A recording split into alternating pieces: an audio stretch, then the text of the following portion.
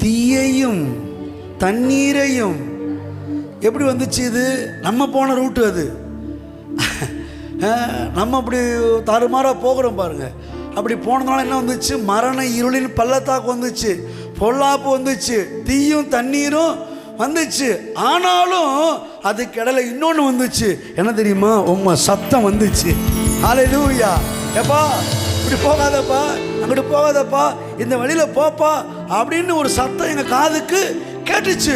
நல்ல வேளை ஆண்டவரே, அந்த சத்தத்துக்கு நாங்கள் கீழ்ப்படிஞ்ச உடனே நீர் மறுபடியும் உடைய வசனத்தின்படி எங்களை நன்றாய் நடத்தி கொண்டு வந்து இன்றைக்கு செழிப்பான இடத்திலே கொண்டு வந்து விட்டீர்.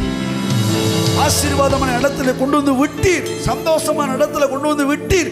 புல்லுள்ள இடங்களில் கொண்டு வந்து விட்டீர். அமர்ந்த இடங்களில் எங்களை, அமர்ந்த தண்ணீர் அண்டையில் எங்களை கொண்டு வந்து விட்டீர் என்று சொல்லுகிற அளவுக்கு கர்த்தர் நடத்துகிறவராக இருக்கிறார். ஏன் தெரியுமா? நீங்கள் பிள்ளைகள், நீங்கள் பிள்ளைகளாக இருக்கிறபடினால் உங்களை என்னை கர்த்தர் புத்திரர் என்று எண்ணி, பிள்ளைகள் என்று எண்ணி, நீங்கள் வழி மாறி போகும்போது கூட, நீங்கள் வழி தவறி போகும்போது கூட போய்த்தல அப்படின்னு சொல்லி விட்டுறாம, வேண்டா வெறுப்பா உங்களை தள்ளி விட்டுறாம, பிரயோஜனமானதை பேசி வசனத்தை அனுப்பி தன் பக்கமாக இழுத்து நடத்தி கொண்டு வந்தார் பாருங்க.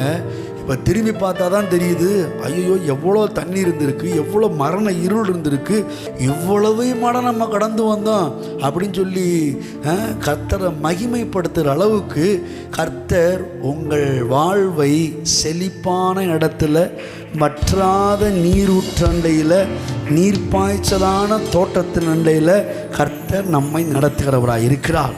ஹல்லேலூயா.